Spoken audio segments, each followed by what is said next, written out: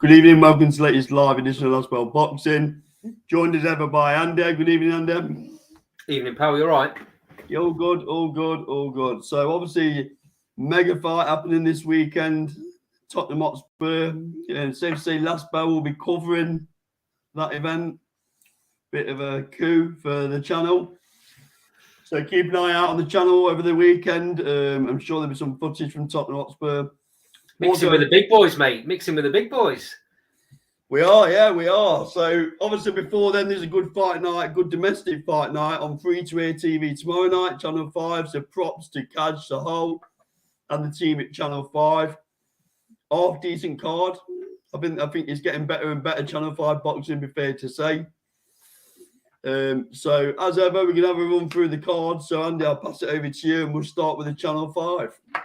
Right. So I've only got the co-main and the main for Channel 5. And the reason I've done that, Cole, is Channel 5 are only starting the show from 9. Yeah. So unless you're watching it on YouTube, which I'm sure you can, most people are going to get to see the Lyndon Arthur fight and the Williams Kelly fight. So that's where we'll go from. I'd love the comments of thoughts of people in the sidebar. Firstly, about how Channel 5 are going, whether it's working with Wasserman. And then as we're talking through the card, we can bring them comments in. So we'll start off with Lyndon Arthur. He's in against Joel McIntyre. Joel's currently sat at 20-4, and I think Lyndon Arthur's 20-1. So they've got very, very similar records, but it's quite clear that Lyndon Arthur's been in with the stronger fighters. He's mixed it at a high level. They have one fighter in common. And that's Dex Spellman. The legend that is Dex Spellman, who, by the way, this month will be fighting his last ever fight on the Cole Greaves show in Newark. Please don't miss that. Give Deck the send-off he deserves. I digress a little bit there, mate, but I think that needed to be said. So back to the show. So Deck was in a real tough fight against Lyndon Arthur and lost a unanimous decision. I think that was I don't know if that was a 10 or 12 rounder. But the John McIntyre fight was only a 3-rounder, which Deck won on a majority decision. So maybe that tells you a little bit about the levels of the two fighters. How do you see that? How do you see this one going? Yeah, I think Lyndon Arthur will outclass Joel McIntyre. He's saying all the right things in the build-up. And really, it's his opportunity to McIntyre to hit the jackpot. Because, you know, if he was to get one over on Arthur, he'll get a rematch. I'd imagine the rematch clause in there.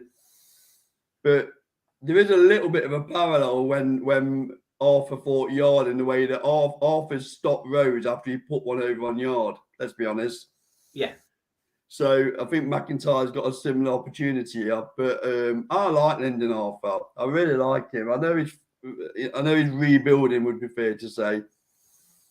But yeah, I think Lyndon Arthur. I think this will be I think it'll be over very quickly. You know what I like, mate, is that I've not heard. Maybe there is interviews out there showing it, but I've not heard anywhere in making excuses for that Yard fight. It clearly wasn't right though. All right, Jack. You're right. It clearly wasn't right though, Cole. That wasn't the Lyndon Arthur that fought the first Yard fight. But you could argue that wasn't the Anthony Yard that fought the first fight as well. Yeah, maybe. Yeah. There's an argument for that. Yeah, I can see that, mate. But Lyndon Arthur's better than that second fight. There's no two ways about it. Yeah, obviously, Anthony, I don't want to make an excuse, but Anthony Yard had a hell of a lot going on during that first fight. He did. He did indeed. He did. Yeah. Yeah, there was a lot going on in the background. I don't know how much of it is public knowledge. Quite a lot now. I mean, obviously, yeah, I no think most details, of it's come out now, hasn't it? Like, yeah. When it was all happening, you were a bit like, "Oh, okay."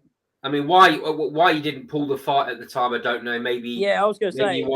Maybe he wanted the distraction. You just never know, do you? People take things in different ways when it comes to stuff like that. You can only give him props for that as well, though, can't you, Anthony Yards, taking the fight? Of course, mate. I mean, that's a question you'll have to put to him and Tunde if you ever interview him about it, because I'd love to know the answer to that. I think maybe it was just Yard himself didn't want to pull the fight. I don't know. I mean, just going off on a tangent for 1 minute. I don't know if any of you saw the Paul Smith Jr. interview recently, but he, obviously we've interviewed Paul, and it's in the public domain. Paul's got on record a few times now as saying that Anthony Yarde should get rid of Tunde. I haven't seen the interview. I've seen. Oh, I saw that. Yeah. I haven't seen the interview. I've seen the headline. Yeah, I've seen it. Which probably speaks for itself. And Paul is a very straight-talking fella. Very knowledgeable as well. So I suggest Anthony Yarde might want to have a look into that, because he's not, Paul Smith isn't the only one saying that as well by any stretch. I believe Croller's said it as well, hasn't he? Croller's not one that normally chastises people, but I believe he's said it in the past. A lot of people said it around this Lyndon Arthur first fight, didn't they? Yeah, although I knew in the Kovalev fight as well. Yeah, I was going to say I knew of people saying it in the Kovalev fight because of some of the strange advice that was in the corner. But whatever Yarde wants to do, I'm not going to. Well, I mean, he's got him this far. He's got him to a world title fight. So yeah. He's clearly very, very comfortable, isn't it? Yeah, clearly. Not always a good thing, though, is it? No, maybe not. And if he loses against Petervev in the second fight, you might find him make a change.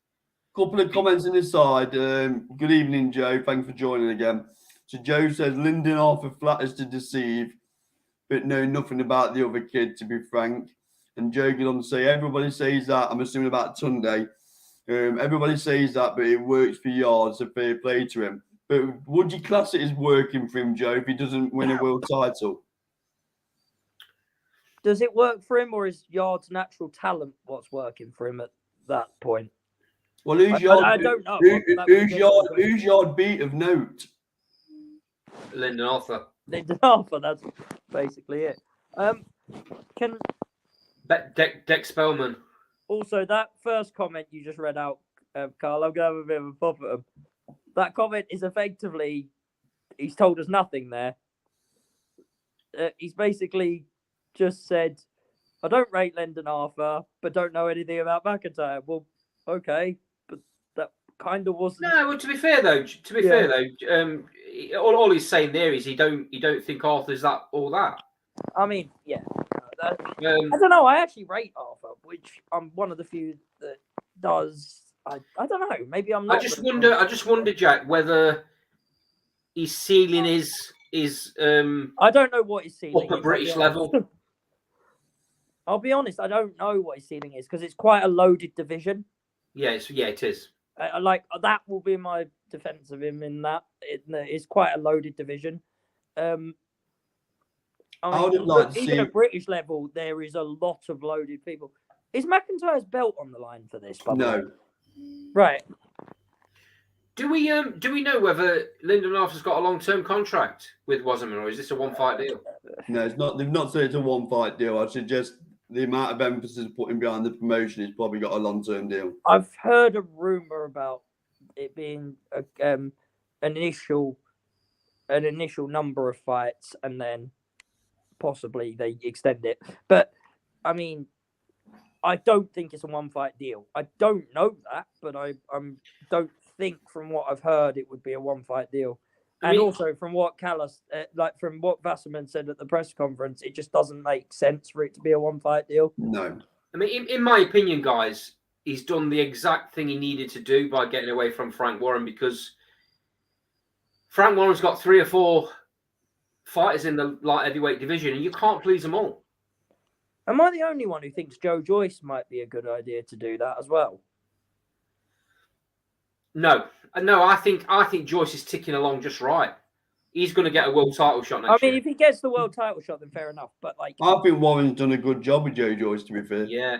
Yeah, I agree, I just Carl. think it's a bit weird that Dubois, whatever you think about the WBA regular, has somehow become world champion before Joe Joyce.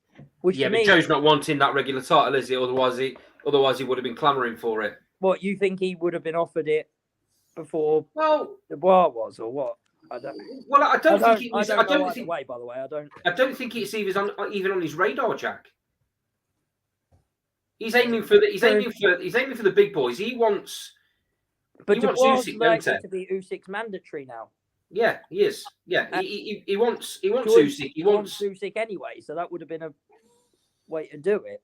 He wants to right that wrong. Do you want to pick up some of these comments, Carl? They're coming in thick and fast. So, good evening to Lee. Good evening to Boxing Historian. Boxing Historian says, always enjoy listening to Jack. I just wonder how much this costs before I read the rest of it out. Always enjoy listening to Jack. He's got good boxing knowledge for a young lad. I remember us saying last time he was a promoter. Now, he's a matchmaker. Should know that as his dad.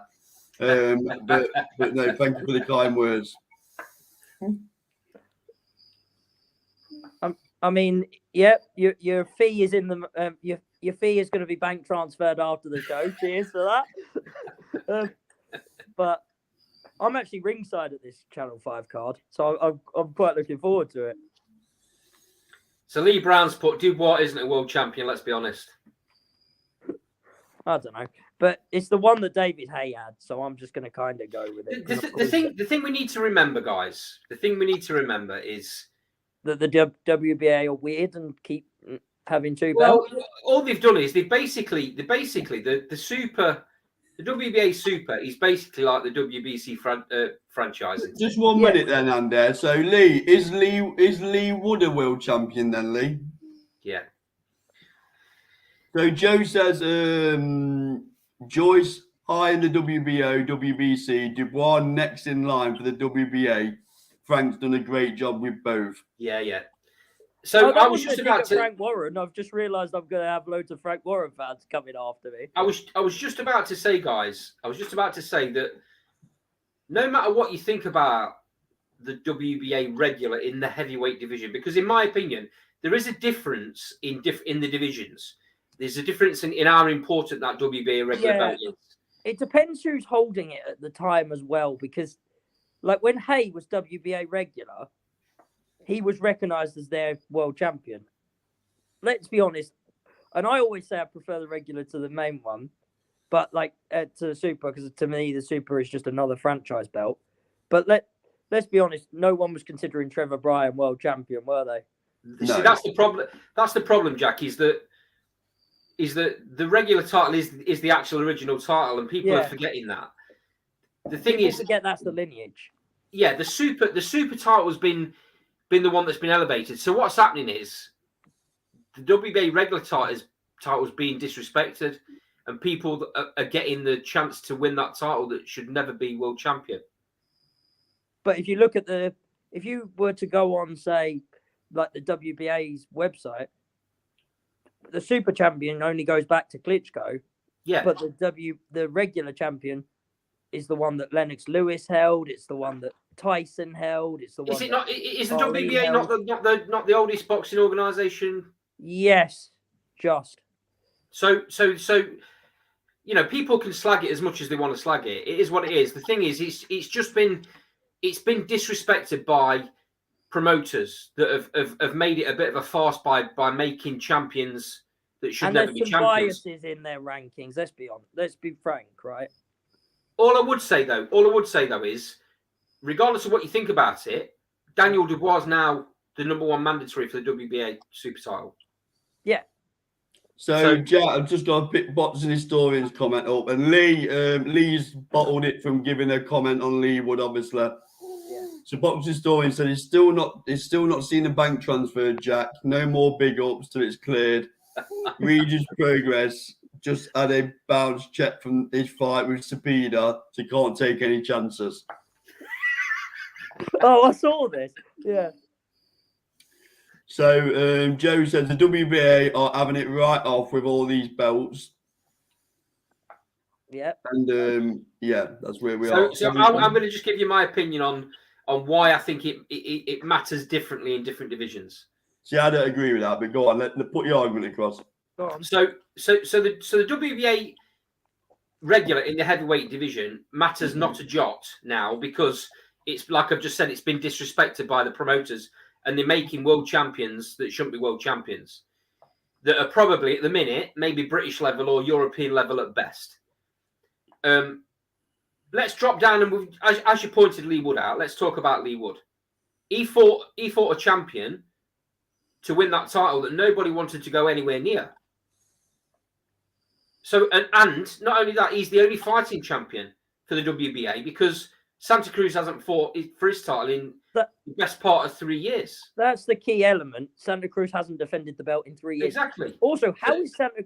This is going to sound like I'm having a dig at the WBA, so if there is anyone watching from the WBA, I'm not. But how was he still world champion? Did somebody just forget as an admin error to strip him of the belt, or... It's disgraceful, Jack, because that's what it is.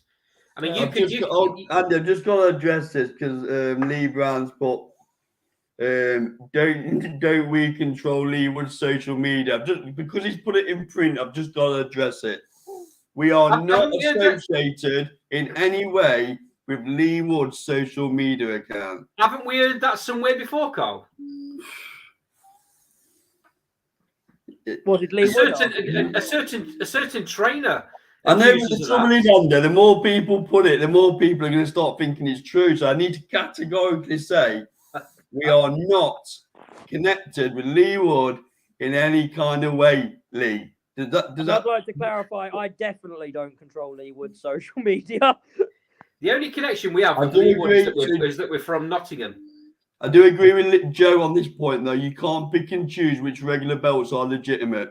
I agree 100%. I agree with you as well, Joe. The point I'm making is I'm not having a pop at Daniel Dubois for winning that belt. I'm having a pop at promoters for turning it into a joke in the heavyweight division. Because to be honest, the way it is, it should be that the super belt should be a joke in the way that the franchise belt is a joke. But for some strange reason, it's gone the other way with the WBA because, like Andy said, some idiot promoters have somehow managed to make stupid people world champion. On that point, Jack, Larry Liston's showing his boxing knowledge here, so I bow down to his superior or box rep, whichever one that is. Go on. So Larry Liston says the WBA is mostly a PBC title given to their fighters, who is Hector Garcia, who is Alberto Pulo, both obscure fighters who are apparently WBA champions. Box reps are fantastic. He's fully correct. It's PBC and Don King as well. Allegedly. Although that's why Trevor Bryant was world champion. Don King. You can say the same about other promoters, can't you, with the WBC and other promoters with the WBO and the IBF? The IBF have an Australian bias. Yeah, which is quite obvious if you look at their rankings. Or an Eastern European bias as well. What? Sorry. Eastern European bias as well, Jack. Yeah, and then but if you look at, I actually pointed this out to someone on the other day, one of the boxing YouTube channels, about the Australian thing, because he hadn't realised it, and then he went down their rankings, and pretty much every weight division in the IBF has an Australian ranked.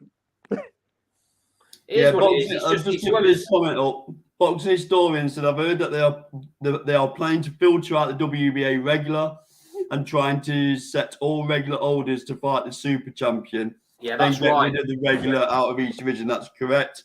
That is correct. Yes. Larry Liston says Hector Garcia got the title after beating Chris Colbert. If I remember correctly, he's a fellow fighting Tank in January. Colbert, yeah, he is. I think. If that fight's actually been confirmed, does anyone know that? So, just so the thing that boxing historians saying there is bang on. Yeah, it's just taking them longer than it should take. Yeah, I mean, it's going to. They've said it's going to take 4 years.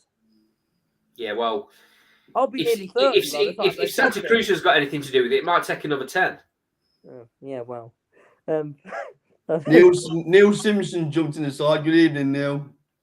And he's put, or definitely a Spence bias. Why hasn't he been stripped? Yeah, because 6 months of that was on an injury thing, which the WBA have that strange rule. I do think they can 8 make months these of- rules up a little bit as they go along, though, Jack, can't they? They can enforce they them when I mean, they you want said to. that, I didn't. Okay. well, it's true though, Jack. We're not saying Yeah, I anything know. that's not accurate. I know. And you get all the governing bodies that someone gets an hand injury. Do you know Cordina. what? Right? Cordina gets an hand injury, a genuine injury, and gets stripped. Yeah. Or they block an undisputed fight or whatever. You know. I don't. It's frustrating for boxing And fans, I know isn't it? for a fact there's one fighter, and I'm not going to say on it because they won't want me to, who tried to do Oh, you're a big tease, you are, Jack, aren't you? You come on here teasing us with I'll tell you all this two on inside camera. knowledge. I'm not saying it on camera. Come on, Jack, don't be flaky. But who tried to get a unification and the IBF blocked it. No, blocked it's- I mean, the thing is, to in instance, enforce a mandate. Spence hasn't defended his IBF mandatory in 3 years. yeah, exactly like Santa Cruz. This is the problem. This is why there's not been an undisputed heavyweight champion since 1999. Oh, has someone been on Box Rec? No. Well, I just know that because Did you look that up? I just know that because it's Lennox Lewis, mate. But at the end of the day, there's so much politics involved with these 4 governing bodies. Anyway, back to where we were because we've just gone on a gigantic, massive All tangent. these comments in the side throwing us off track. No, it's great though. It's great. Keep them coming, guys. It was a weird tangent, but I quite liked it. Yeah. Keep them coming, apart from Lee Brown with his nonsense. But anyway, moving on. Ignore him, Lee. No, do I? Ignore him, mate. Okay, but back to Channel 5. So just as I was saying, because I don't think anyone was in the sidebar right at the start of the show. I'd like your thoughts, guys, on what you think of the Channel 5 promotions. Do you think Wasserman's doing a good job? Do you think they need to extend the time slot? Because at the minute, it's starting at 9 o'clock, and you're getting the co-main and the main fight, and that's it. Do you know what? I'd like to see them extend it. I'm there tomorrow, so it's slightly different. I think you might have mentioned that once or twice. Yeah. Are you ringside by any chance? Yeah, I'm rubbing it in. That's all. Well, do you want me to start rubbing it in and say that I'm ringside for Tyson Fury? Oh, you're ringside for Fury, aren't you? Congratulations on that, by the way. Yeah. So enjoy Newcastle. Yeah. Well, one's 20 minutes from my house, the other one's in London, so. It's all about having dedication to the sport you love, though, Jack. Yeah, I've got mates fighting on the Vasselman. If you want to be a winner. Anyway, lads, if I'd had something to do with the Fury one, I would put your handbags down and let's carry on with the show. Yeah. So moving on. Yeah. Hold on a minute. So Lee Brown said, "I'll jump on as soon. I'll correct this for you, Lee, so it makes sense. He'll jump on as soon as he gets his apology for the Wardley fight." So I think I'll start if that's okay. So I think Lee might have actually got one prediction right at last. So I think we're all meant to start doing a celebratory dance. So Lee, right. He predicted Wardley. Congratulations, Lee. You got that one right. You might be able to join us now, I don't know. So when Lee does jump on, I want an apology for the Adam Azim result as well. Because he was telling me Adam Azim was going to have a tough night's work, and I was saying it ended in 2 rounds, which he did. I think he might have selective memory though, so he might struggle with that one. But anyway, Andy, come on, ask the question again. Sorry. What was the question, Andy? Yeah. I was just going to say let's move on to the Troy Williams. Yeah, Troy Williams, Josh Kelly fight. So I'll come to you first, Jack. You're obviously a bit closer to home for you on this one. These guys are both Northeast boys. Yeah. Are you there Saturday, Jack? Friday. I've not turned up. Friday, sorry. It's because you've not reminded me. Sorry, yeah, Friday. Jack, these are both Northeast boys. How's it been treated up there? So it's strange.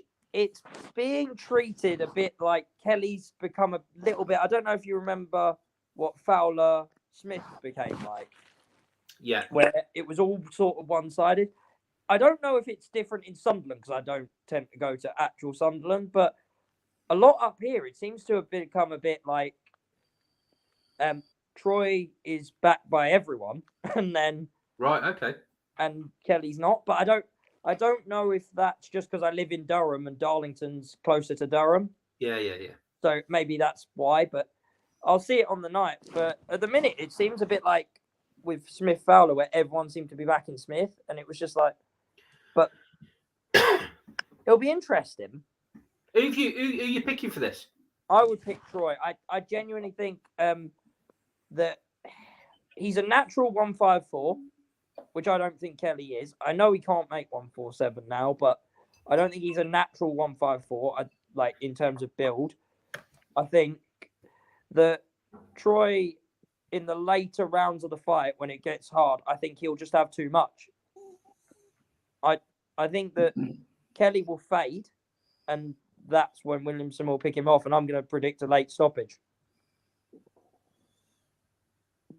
Yeah, boxing historians asking about Kell Brooks. Sorry to go off. So we will pick that up, boxing historian, after we've gone through the cards. Okay.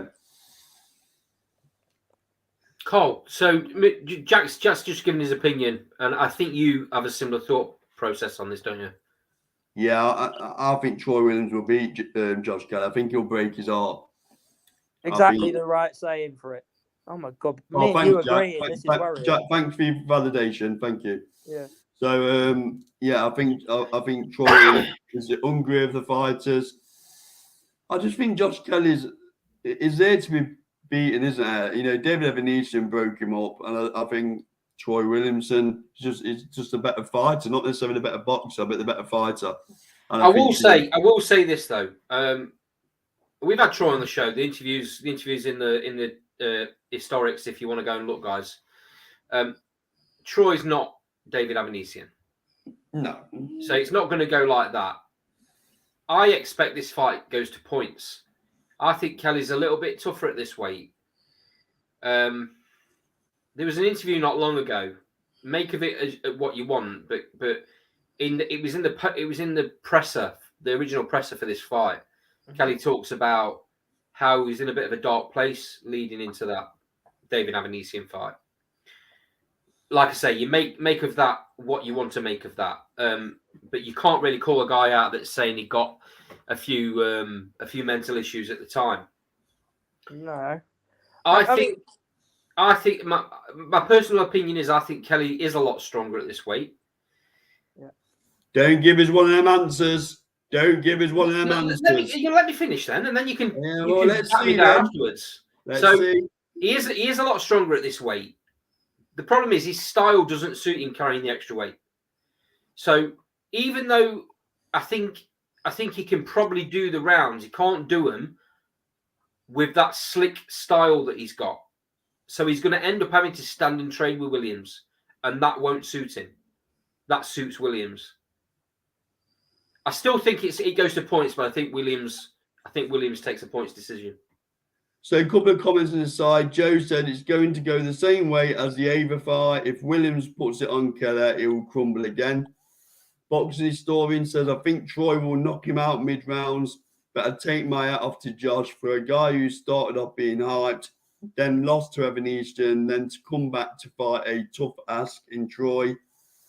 Just my opinion. Yeah. Because I didn't get a chance to give my opinion, I'll tell you now. So I think it's going to go... I'm going, because I like to give rounds, so I'm going to go round 9. I think Troy Williams will start to take over second part of the fight and break him up. That's my opinion. Just looking at the two records, even though Josh Kelly's probably the bigger name because of the big profile he got when he was with Matchroom. That was because of the Olympian thing, though, wasn't it? Yeah. Troy's obviously had to come up the hard way. He's come through the small halls. Here he is, look. He's come through the small halls. And in my opinion, I think Troy's got a better resume. Yeah, he has. But that's because he has had to get on TV. Yeah. In order to get on TV. I mean, that Mason Cartwright fight, again, going to sound really big. When we were watching it was an absolute war. And the Cheeseman fight. And yeah, the Cheeseman fight was as well. They're absolute wars. Like, I mean, I genuinely think Troy Williamson will go beyond this level. I don't know where he'll get to because I think Charlo's pretty up there at this weight, but I do think he'll go beyond this level and at least fight for a world title. I'm not saying he'll win one, but I'm saying he'll fight for one. There's no quit in Troy Williamson, is there? No. Absolutely not. Lee, good evening, mate. How you doing? You all right? I'm very good. This could go anywhere. Oh, Did the Sandy Ryan prediction get forgotten? oh about my then? days. Are we going to have this every time you get one? What about all the ones you got wrong? What? What Got about more all the right ones than you got Ron wrong? last week.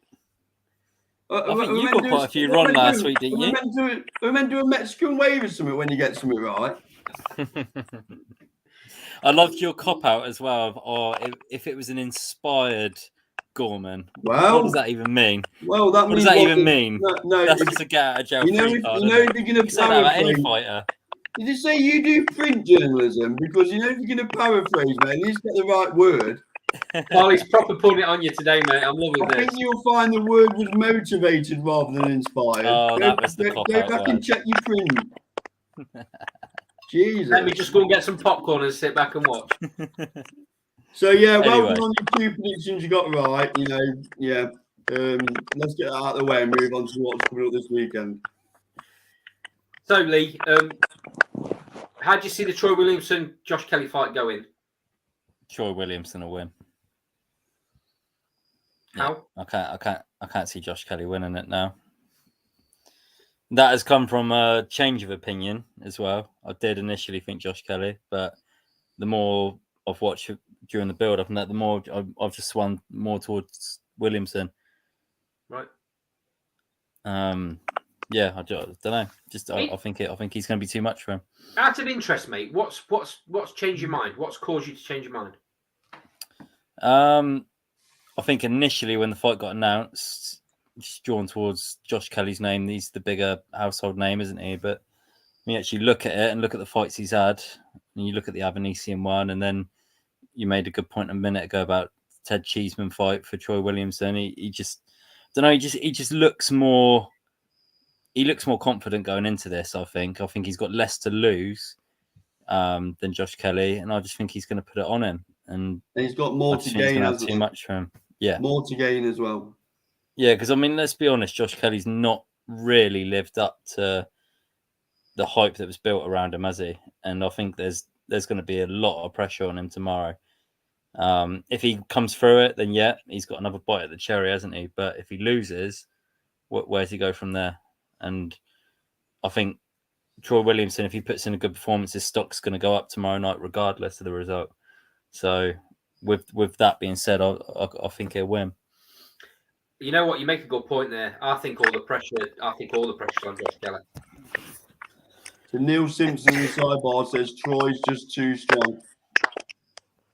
Evening, Neil. I don't know if it's come across as much as it has up here, but it looks like Kelly is a bit more like the antagonist in the whole build-up as well. Like, he's trying to make it more than a fight, whereas Troy just seems like he's not going to engage with that. He's not going to make this personal. To him, it's just business. I beat you. I'm still British champion. That's all there is to it.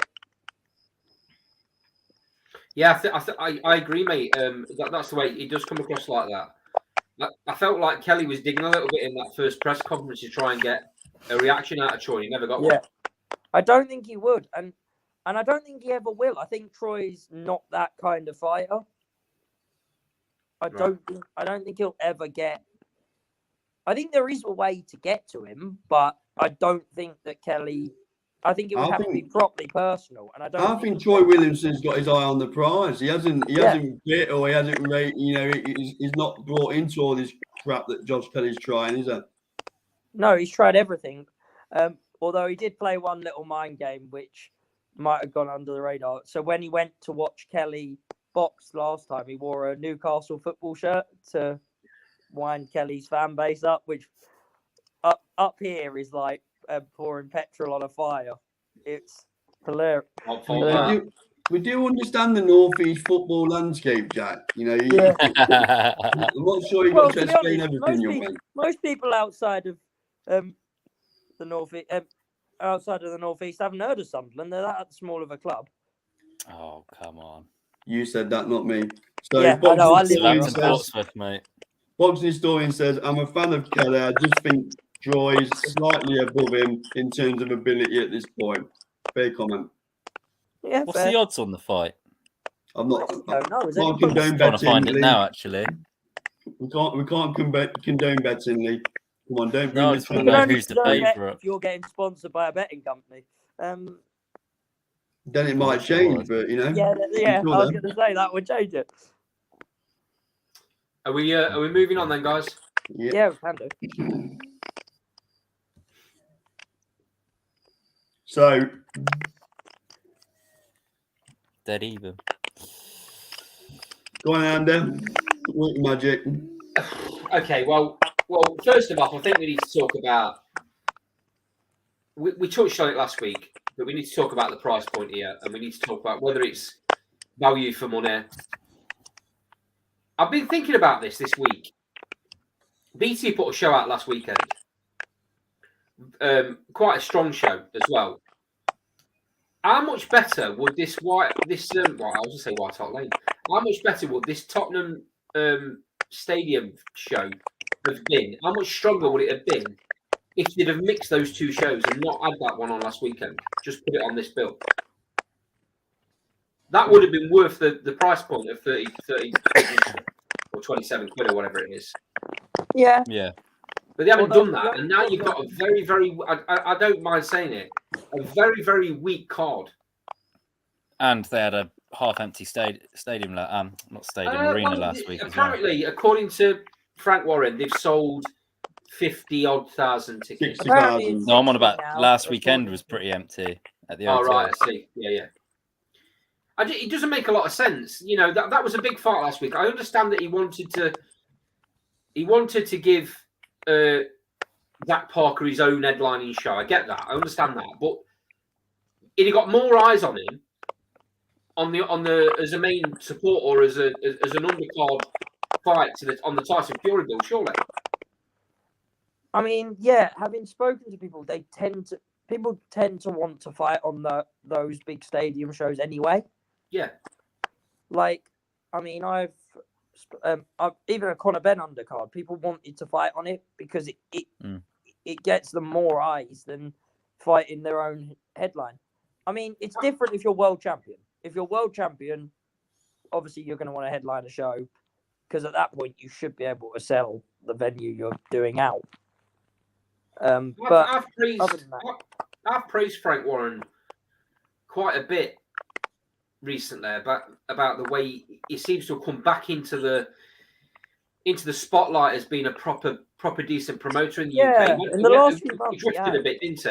He drifted quite a bit for a few years. He seems to, winning purse bids and getting big fights on again. That seems to be working for him. But I think he lost a lot of money on You've got to remember, though, crap undercards, though, isn't he? You've got to remember they've got a budget for each fight night, haven't there? So what was that cost for John Riley cost? The problem is, though, Carl, they've only got a budget for this fight because Tyson Fury and Doughboy are taking 90% of the purse. But that's what They you still haven't spent the budget from the White Fury fight, have they? Look at the undercard on that one. Exactly. Yeah. I mean, you have to call it the way it is. This is not a pay-per-view card. Tyson Fury's a pay-per-view fighter, right? We all agree that. Yeah, no, we're agreeing that. Just give a big few comments up inside before they disappear. So Larry Liston said, don't understand why Isaac Lowe gets another fight on a card like this. His recent performance have been poor. I suggest Tyson Fury's probably had the roles playing that. He's Tyson Fury's cousin, that's why. Yep. Ryan O'Rourke, Yeah. Good evening, Ryan. It's coming up to Christmas. If it ain't a great card, people ain't gonna go. Stay at home, watch TV, use money on presents. Dead right, Ryan. Dead right, mate. I tell you, I've said it once already. I'll say it again. I'm not watching this card Saturday night. I'm not paying 27 quid for that drivel. I'm not. Just not doing it. All I would I'm not say, going to go out and live and say I won't, because I that's probably will. That's all I would say. Say again, mate. I'll say that's your view and not the channel's view, obviously. Yeah. It's my view as a boxing fan, not as a member of last Bell Boxing. As a boxing fan, it's my view that this card isn't worth that money. It's not fair. It's not fair to boxing fans, Carl. It's just not. Say not fair. Who gives a shit anyway about the fight? Like seriously, who gives a shit about the fight? I'm getting some background noise from someone as well, and it, I don't know who it might be. It's stopped now. Lee, do you want to come on camera first? I had the comments on my phone. That's why I was trying to see the comments. No, I can't hear it now, so I think it might be you, Jack. Yeah, it might have been me. No, that's good now. That's fine now. Jack, have you just come off mute? No. I think it might be your audio, Jack. Go on, Lee. Carry on, mate. I'm just saying, who, like, with the greatest respect, who cares about this fight anyway? Like, seriously, who cares about this fight? So I know in one respect you're saying it's ripping the fans. It could have been £15, and I still wouldn't have given a shit about the fight. I just don't have any interest in it whatsoever. It's that old adage, though. It's that old adage, though, isn't it? If you're not willing to pay for it, don't watch it. I guess. Yeah. Would be playing exactly devil's advocate. That's exactly what it is, mate. And fight fans have got they've got to make a stand by not purchasing it if they feel that way, which is exactly what I'm going to do. I feel like we're talking about it as if it was like a big fight that they've put a massive price on. It's like everyone wants to watch that, but they've priced everyone out of it. I don't feel like it's a fight anyone's that bothered about the price because they're not bothered about the fight. Do you see what I'm saying? Would you, like, if it was, if the undercard was Stackley, would you watch it then? Would you buy it then? If there were good fights on it, yeah. Like you said, if they'd have mixed last week's undercard with it, even if you possibly had chief support as rider, then yeah, maybe so. Probably so actually, but I agree. If they'd have put no interest if they'd have mixed the two in, if they'd have had last week's card on this show, I'd be buying it. It's maybe something that, I mean, I know that DAZN are now putting out a pay-per-view, but their model was you get the stream, you pay £7.99 a month, and there's no pay-per-view. Yeah. So it's a lot cheaper for fight fans to see these big fights. That's obviously not happening now because they've changed the landscape. I just feel that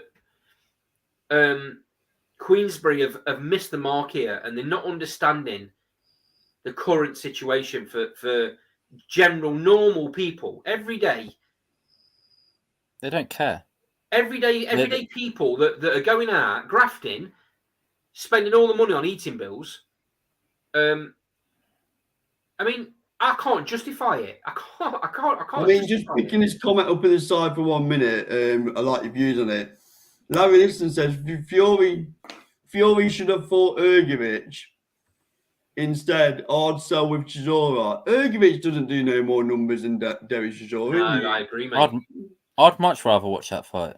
But it don't do no more numbers, Lee. Outside of fans, nobody knows who he is. It's not necessarily about the numbers, though, Carl. It's about the level. Well, it is if you're talking money. If you're talking about money and purses, they've got to hit so many numbers to make it viable. So okay, so does that make AJ a bigger draw then? Because when AJ fought, say, Povetkin or anyone like that, that does crazy numbers. Who? Yeah, but Povetkin did massive numbers in Russia. In Russia, but who'd heard of Povetkin? And they've not fought, and also there's quite a lot of facets to this because this is the third time we're watching this fight.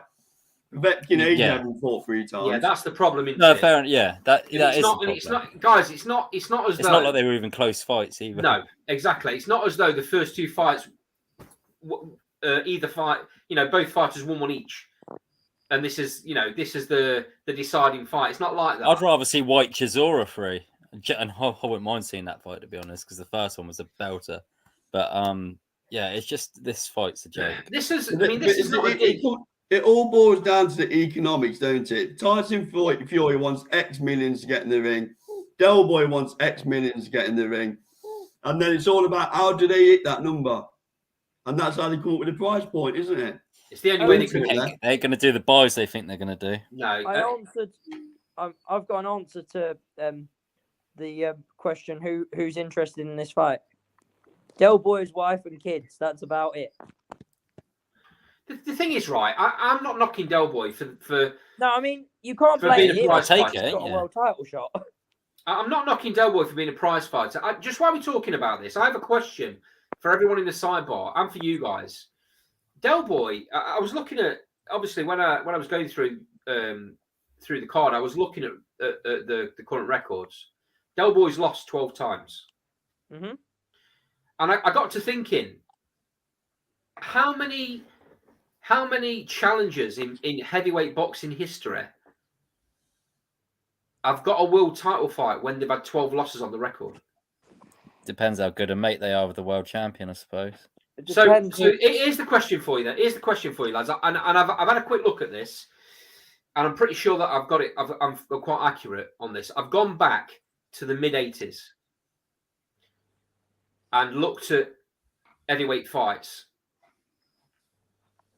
Can anyone tell me if there's been another heavyweight contender with 12 losses on the record or more, or anywhere near 12, that's had a world title shot? I believe there's one. Going back to the 80s, that is, guys. I think I read it that there's one. I believe there would be two, maybe. But Do you know Larry Liston says Chuck Webner fought Ali when he had 9 losses. I've only gone back to the 80s, Larry. I didn't go back that far. that was one of mine. But I'm just trying to think who the other one would be. Just what you're thinking. Larry Liston says, obviously Chisora is a big name in the UK, but Ergovic makes more sense in terms of Yeah, legitimacy. I agree. To answer the question agree about with Povetkin, the Russian market for that fight was huge, though. I was just using that as like an example of like a name outside the boxing community that would draw big numbers, if you know what I mean. Yeah. I mean, a big name that would draw big numbers. I don't know. As I think it boils down to what Andy and Carl were saying. The first 2 fights weren't close. No, Although- it's a tick-over fight. That Joshua Povetkin fight, please remember we were 10 seconds away from getting Joshua versus David Price. Yep. If that round's 10 seconds longer, Povetkin's out. Yeah, I agree, Price mate. is mandatory. I agree. Absolutely. Which would have been actually quite entertaining for about 3 rounds. Oh, David Price could bang. He just didn't. Because have a David Price hits harder than pretty much anyone Yeah. bar Deontay Wilder. So, Bloody good amateur, wasn't chin. Yeah. well, yeah, he could He also just bang got like worked hell. out. He got worked out in the pros and he realised he didn't have a chin.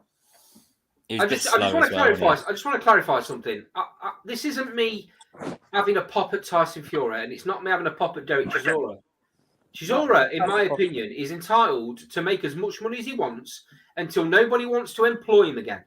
Well, if Tyson Fury comes knocking, you Yeah, take the of course fight, don't you? Let's Of be course honest. you do. I mean, no. And I'm not he? knocking I'll Tyson pop Fury. at Fury. It's a joke. I'm not knocking Tyson Fury for having a tune-up either.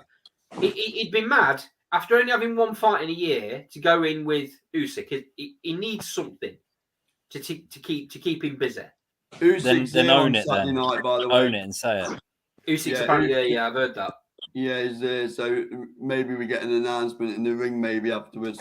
I don't know. Chisora gave Usyk a good fight, actually, to be fair to We're him. not getting any more comments about my question in the sidebar. So on the ones on the history that I've looked at, going back to 2008, a very old Evander Holyfield for Nikolai Valuev. That was the other one.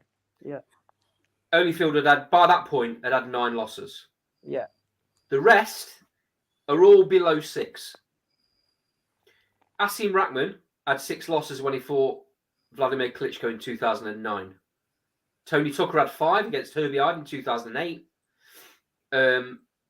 And Andrew Galotta had 4 against John Ruiz for the WBA title. I mean, none of them are anywhere near Tyson Fury's profile, are they? Nowhere near. Had No. Chisora had 4 when he lost to Vitali as well?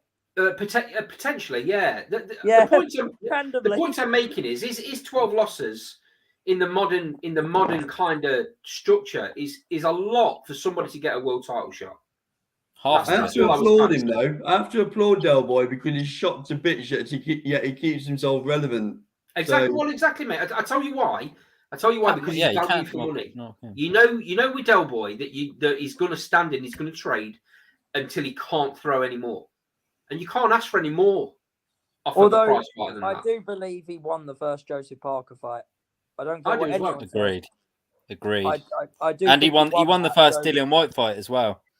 Yeah, The Yeah, first that was Dillian really White I close, fight. mean, He wasn't won really, that. he should have had 10 losses, not 12. But you know, It was just something I come across, and it just got me thinking. yeah. I mean, it is weird. It's a big amount for somebody to get a world title shot. Is all I'm saying. Yeah. But But it is then- what it is. If we're saying It's that happening there, the isn't it? two of those were very, very highly contentious, he's probably only had one more than the likes of Holyfield and that. If you look down his record, Jack, I bet there's more that are like that as well. I bet he's had other fights that have been I really. mean, close. Larry Liston says, just to give it some balance, I thought Pulev won the last fight against Chisora, but then again, it was a super close fight. But then Yeah, I Usyk, felt. there's an felt argument that. that he won Usyk. He beat Usyk. So No, he didn't. He did. He did. He started Anyone well outside against of Britain- Usyk. He ran out of gas. every single publication outside of Britain had Chisora winning that fight. Doesn't make it right, Jack, does it? Yeah, but it means that the only ones who didn't were the ones that have a bias to not want Del Boy to win that fight. No, I had a bias to Because want him to then win that fight. If Del Boy had won that fight, he would have been WBO mandatory. So there's an element that says, really, this is just doing the right thing. Because maybe we should never have got Joshua Usyk. Guys, I bet Joshua wishes that. let's quickly run through. Let's just quickly run through the undercard for the Fury pay-per-view. You have to. It's not great. Well, like I say, we'll quickly do it. Won't take long. Royston Barney-Smith is being pushed big time by Frank Warren and Queensbury. That is He's a getting his terrible fourth out fight in. that they've got, by the way. Say again? That is a terrible fight that they've booked for him, by the way. Well, this is what I was coming to, Jack. So he's in with Cruz Perez, who's 3-3. It's obviously like you get with any of these real top prospects. They get a lot of gimme fights early on in their career. I'm not knocking. He didn't want Frank to Warren give for me doing though. this. I spoke to their team because their team contacted me at one point, and they didn't really want to give me Whose team? Barney Smith's. Right. So they have a say in They it. wanted The thing someone is, though, with a Jack, winning record or an even record. The thing is, though, Jack, they have a say in this, right? Only up to a point when you're on TV. TV have to approve every opponent. No, I understand that, but he has a manager and he has a coaching team, and if they don't like the opponent, they can say no. But they haven't Yeah, got but that they much. want- They they haven't got want that you much to- pull at that time of his career, has he, Andy? He's going to want to get out on that broadcast, isn't he? So he's going to take the fight. Of course he is. Of course he is. And I'm not knocking him for taking the fight. Like I say, this happens with all prospects, not just prospects on Queensbury. It happens on all the other big promoters I as mean, well. to be fair, Cruz Perez is an even record, and they asked for an even or winning record. So maybe I know a tiny little bit about him, but not a great deal. I've got on my records that Isaiah Burton's fighting on this bill, Yeah, but he haven't got an opponent. Has that been clarified? I've not seen an opponent confirmed. Well, They're going to draw they names did out of have a an hat, I believe. opponent, and then I don't know what's happened now because there was one up there for a bit, and then it's been taken down. I mean, his career's gone off the rails a little bit, Jose Burton, hasn't it? Yeah. I mean, this is going to be a payday. And this is the interesting one for me. Isaac Lowe, who's obviously coming off of two losses, quite damaging losses in his progression as well. Oh my, have you seen the opponent? Oh my days. This is what I was going to say, Carl. He's in with somebody that is clearly a walkover fight. It's clearly there to give him a bit of confidence and get him back on a winning streak. How does that help him? How does that help him progress? Giving him a pushover. How does that help him? Lee, I'll come to you for that. It gets him paid, doesn't it? Keeps him relevant. Keeps him relevant. Yeah, but It does, doesn't it? Okay, you're talking about him. We're talking about him. But how does it help him in the long run though, Lee? When he gets an opponent like that, that's easy. When he then gets another tough fight like Nick Ball, and he gets dragged into the deep waters, how does that then help him when he's getting a pushover fight like this? Well, I guess they just start going back to the drawing board and rebuilding him. I guess again. yeah, I agree. I think it might be a confidence fight to just get a W. Andy, I don't actually know who he's fighting. Can you shout me the name just so I know? He's fighting Sandeep Singh. Bhatti. Oh, Indian fighter. Yeah. Okay. With a poor record. Right. Okay. Don't know much about Indian boxing, so I can't really tell you if he's. You got to remember, a lot of casuals will turn into this on Saturday night. So people that don't necessarily know him, they'll just be like, "Oh, look, he disposed of him quickly." The thing is, they've never heard of him. The thing is, though, Lee, casuals don't watch undercards. Casuals turn on 2 minutes before Tyson Fury's going to walk to the ring. True. Although some casuals will watch Dubois, bizarrely, because he. Oh yeah, maybe, yeah. You might be Dubois right. has an appeal now. You know. This is a bit of a curveball on the card. European lightweight title fight. Ivan Mendy. I like this fight. That's not a bad fight. Yeah. Yeah, it seems weird. It's a weird fight to be on this bill. Because they had nowhere else to put it, possibly. So he's in with Denis Berinchik, I think you pronounce his last name. Oh, Baranchik. Baranchik. Yeah, Baranchik. Who's currently 16-0, so he don't have to lose. And Mendy's 37 years old now. What's he got left? Baranchik's managed by the same manager as Usyk, so they've got big hopes for him. Oh yeah, he's managed by Alex Krasik, isn't he? Yeah, they've got big hopes for him. So is he promoted by Queensbury then, or is he just randomly ended up? No, K2 promotes him. This is probably a little bit of a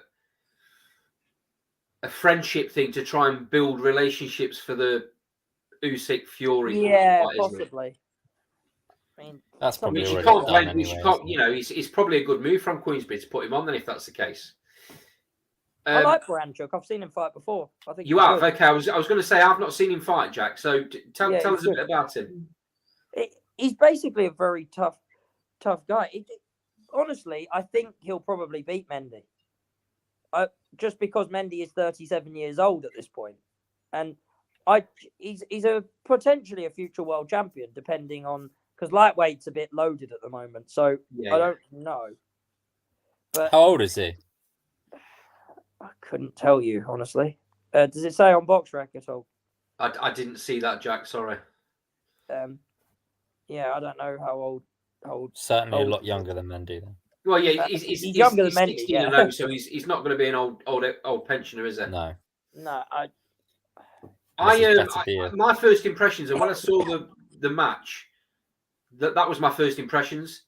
They brought him over to just take this title. Yeah, basically. He's 34. He's 34. He's not young then. Wow. 34, okay. Yeah, so actually, that is young. I'm 34, so I'll say it's young. I'll pick a few comments up on the side. So Joe says, I can't make that out. So Joe talks about his ring war. He does great ring wars. By all kinds, he comes down to different characters. I think I read today. Oh yeah, I watched this the other day. Yeah, I didn't realise that was a permanent thing. So Joe said, "I've worked it out now, Joe. Try the space bar, lad. The lad's part of Team Usyk, getting him eyes in the UK before Fury Usyk fight. I agree." Yeah, you'll probably find he'll be like co-main on that or something. Yeah. Co-main might be a bit strong, but I think he'll be up there on the bill. Well, if he defends a belt or if he goes for a world title or something, it's possible. Well, Alex Krasik said today that they've already got a window in place in terms of when that fight happens between Usyk and Fury. They're talking between mid-February and at the latest the end of March, and the front runner is obviously Saudi Arabia. Well, it's going to be into mate. Of course That's the it is. place that can afford it. So are we all going on a 2-week holiday to Saudi then? We are for your pain, Jack. Thanks for agreeing. Okay, lads. Swiftly moving on. Daniel Dubois makes his first defence of his WBA regular belt Against a cruiserweight. He's fighting Kevin Lerena. As Cole's just made out, he's not a big heavyweight. Well, he's operated at cruiserweight for the majority of his career. Yeah. Again, another gimme fight. Would we be saying? I don't think it is.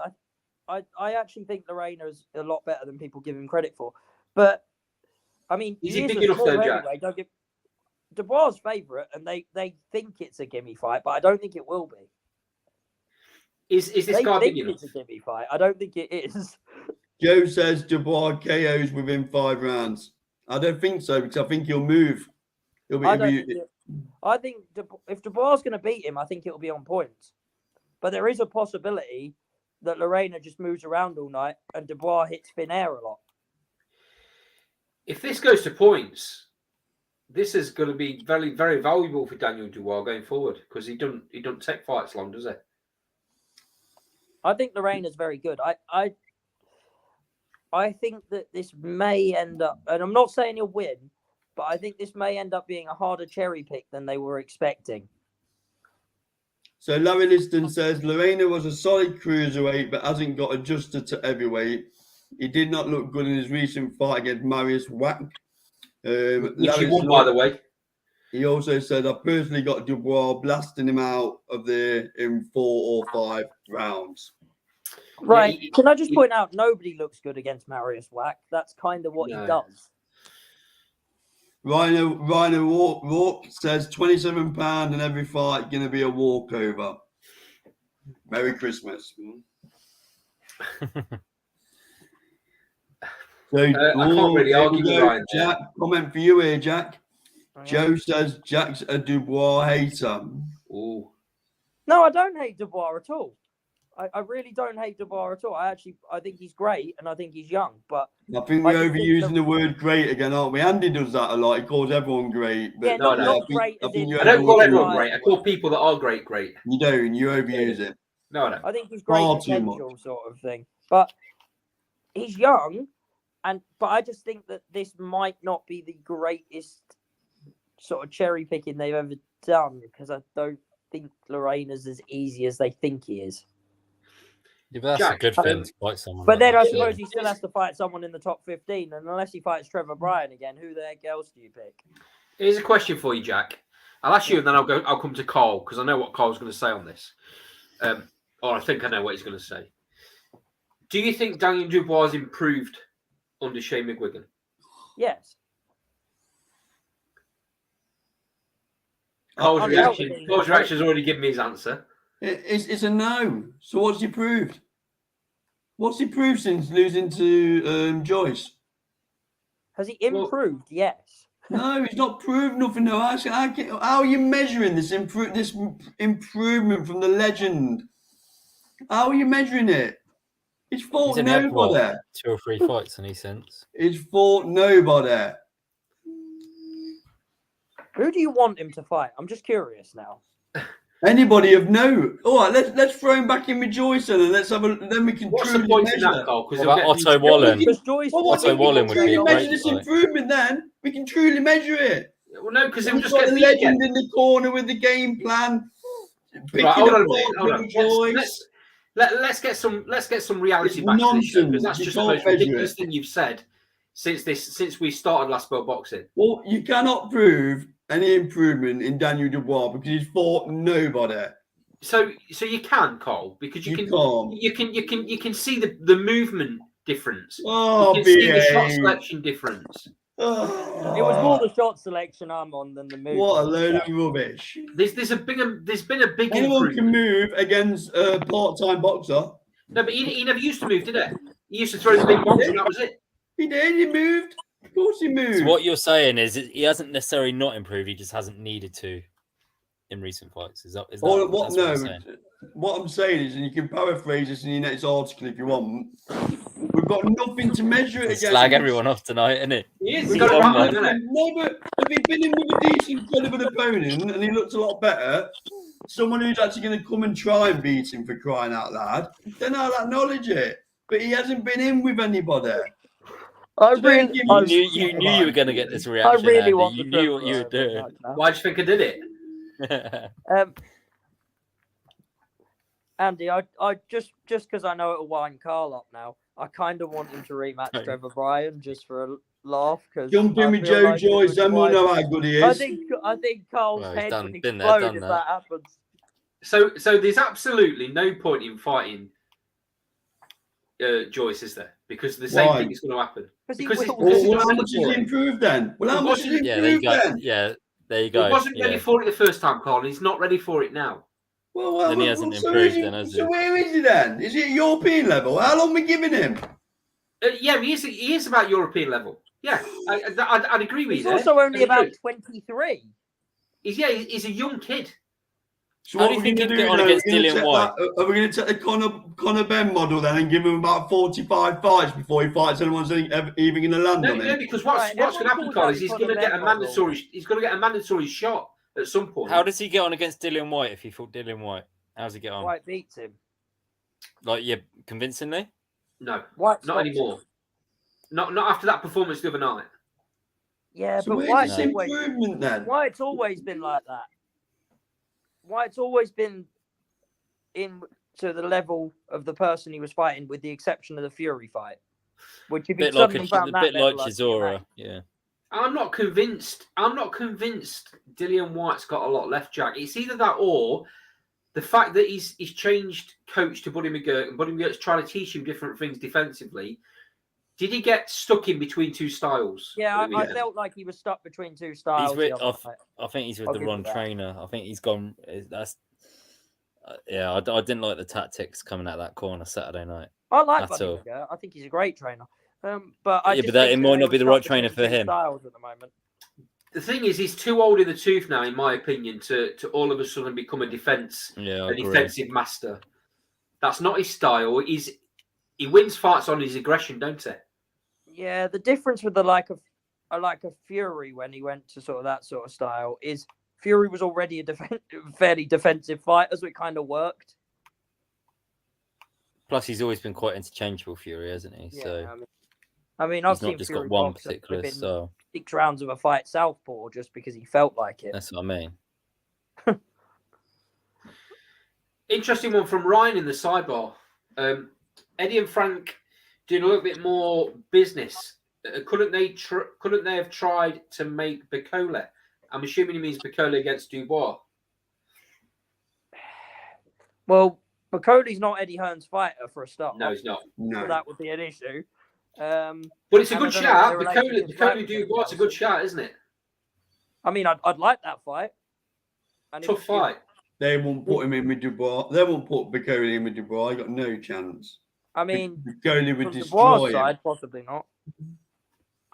Bicoli would destroy him. Yeah, I mean, at the moment, I think Bicoli's one of the most improved heavyweights in Europe at the moment. What about motivated Nathan Gorman? No, that's not a bad fight. Wait, a motivated Nathan Gorman. Well, okay. I'm I'd not like sure to see where a Gorman motivated goes, Nathan to be Gorman honest. because it's actually I really rate Nathan Gorman when he is motivated. It just doesn't. Thank happen. you, Jack. Thank you for giving me some validation there. Yeah. I reckon, what about Wardland Dubois? Yeah, why not? Yeah. I don't think Dubois would like that fight, to be honest with you. I mean, I would have think even that's too pulled much the risk guy for off the little main reward. event for this. I would Say have again. had Dubois fight Chisora. He'd learn in that, but at least he'd learn. That's a good fight. That's a good great fight. It won't happen, but it's a great fight. The problem that they've got now is he was rushed. He was rushed way too quickly, not given the basics, and he was put straight in with a fight that at the time, because of him knocking people, I thought he had a chance of winning against I thought he had a chance. against Joe Joyce. I disagree. He was rushed. He wasn't rushed. He was, mate. He was, because he was fighting nobodies. he wasn't. Lee was fighting nobodies, mate, and knocking him over. He was Yeah, fighting for nobodies. how long though? For years. Yeah, Right. but there were nobodies. Who did he fight before Joyce? No But one. who- And that's who down to his Joe- promoter. But who had Joe He Joyce wasn't fought? promoted well done. Who had Joe Joyce fought before Dubois? His resume wasn't great. No, either. but you got to think about Joe Gustav, Joyce's I don't amateur career, though, Carl. I don't think he was rushed. No. I think he went in at the wrong time against Joyce. Yeah, but you can't There's say some he serious was rushed. Right. rose-tinted glasses going on regarding Dubois on this channel. I'm telling you, Why? he just ain't good Why enough. is it rose tinted He when I just said he ain't got good rushed? enough. Why I is it don't care what you rose-tinted? say about the trainer and Shane McGuigan's doing this and the improvement. You will start talking about trajectory next. That's another favourite. Right. He do hasn't you, improved. Show me. Show me. He hasn't you want me to improved. say something? Does he about ever win a Matt world Jones? title? No. There, I think there you'll find wasn't he's a won a world middle- title, Carl. There wasn't a Well, middle ground WBA. Does he fight win any other ones? before No. Joyce. No, not right now. He doesn't. But he's Ever. got at least another 10. He's got at least another 10, Ever. 15 years. Too many holes in his game. He's got 10 or 15 years, Carl. Too many holes in his Here's game. the difference between all the other fighters that are currently in the division. Dubois is 23 years old.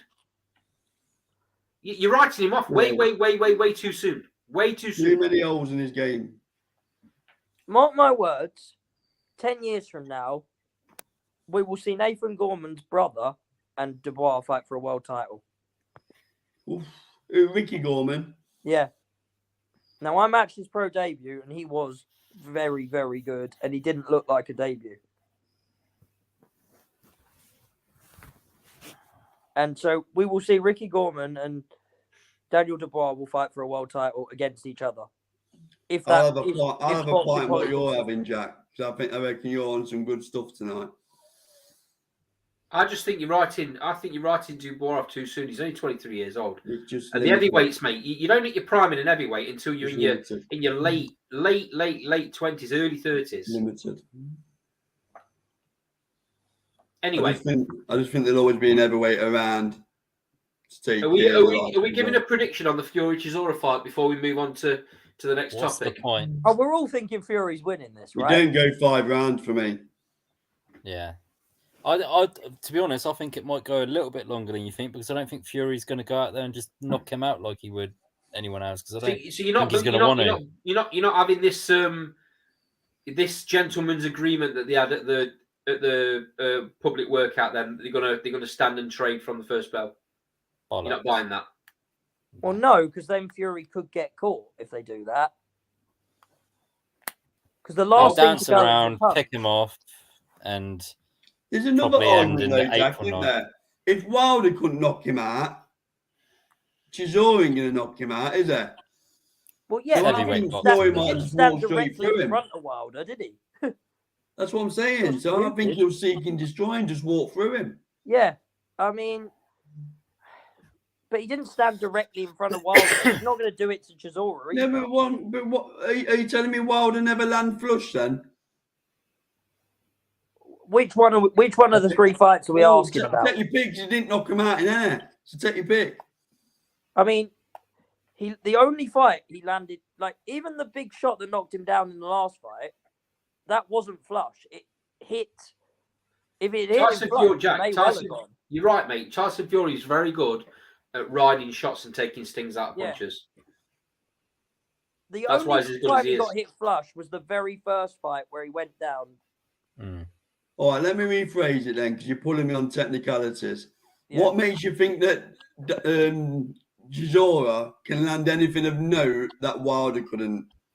I agree That with you. fact, if he does what they said they were going to do at the open workout, which he won't, by the way, he won't go into the center of the ring and trade because he's not naive. One thing about Fury is he's got a brilliant boxing brain. If he went into the center of the ring, that shot that if Chisora produces that shot that knocked out Carlos Takam, it is knocking out anyone. I don't care who you are. If Chisora lands that shot on you, you're going out. If he'd landed that shot on Usyk, he was going out. It doesn't matter. But Fury's Fury ride won't it. let him do that because Fury's Fury's ride it. going to box him. Fury would ride it. And he's a lot The taller thing is as well. the thing is as well, Fury's not going to be there for that shot to land. That's what I'm saying. He won't stand in the center of the ring and trade with him because he won't be there for that shot to land. His movement's too quick for Chisora. That's the problem. So he will stand, Yeah. and he will throw combinations, but then he'll be gone. And Dell's too slow. He won't just let's be stand there in honest. the middle of the ring and come out swinging though, like he said at the open workout. They're not going to do that. I think Fury can do whatever he wants in this fight. That's the truth. Yeah. That's the long and short of it. So I think just Fury picking some wins, comments by the way. up. I'm not... Just picking some comments up. Larry Liston, Fury by KO in the 6th. Chisora might get seriously hurt in this one. Hope not. He won't get seriously hurt. Chisora won't get hurt. Chisora ain't even going to touch him. So he's thinking same as us. Fury's going to slip everything, keep him at distance with his jab.